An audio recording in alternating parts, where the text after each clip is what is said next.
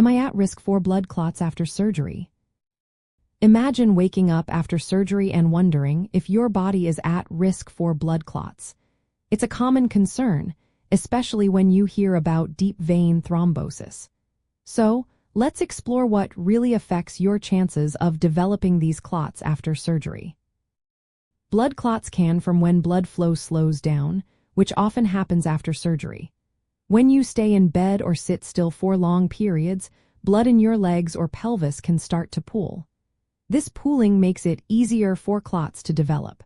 Your body naturally tries to prevent bleeding by making blood thicker, but that can sometimes backfire and cause clots. Certain factors can increase your risk. If you have a history of blood clots or a family history of clotting problems, your chances are higher. Being overweight or obese also plays a role. Age matters too. If you are over 40, your risk increases. Pregnant women are more prone because of hormonal changes and increased blood volume. If you have blood or vein disorders or some types of cancer, those conditions can raise your risk as well. Medications like birth control pills or hormone therapy can make blood more likely to clot.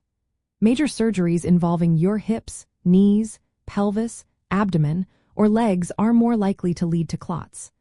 Longer surgeries or those that are complex also increase the risk. The type of anesthesia used during surgery can influence clot formation, especially if it involves general anesthesia. Most blood clots tend to develop within the first 1 to 2 weeks after surgery. However, your risk stays elevated for up to 3 months. While about 40% of clots happen while you are still in the hospital, the remaining 60% can develop after you go home. Watch for signs like swelling in your lower leg that doesn't go away with elevation, new pain or tenderness in your calf or thigh, warmth, redness, or skin discoloration. Enlarged veins or visible protruding veins are also warning signs. If you experience shortness of breath, chest pain, or pain when breathing deeply, seek emergency care immediately. To lower your chances, early movement is key. Moving around as soon as your healthcare provider says it's safe helps keep blood flowing. Your doctor might prescribe blood-thinning medications called anticoagulants if your risk is higher. Wearing compression stockings can also improve circulation and reduce clot risk. Managing your weight and avoiding smoking before and after surgery are important steps too.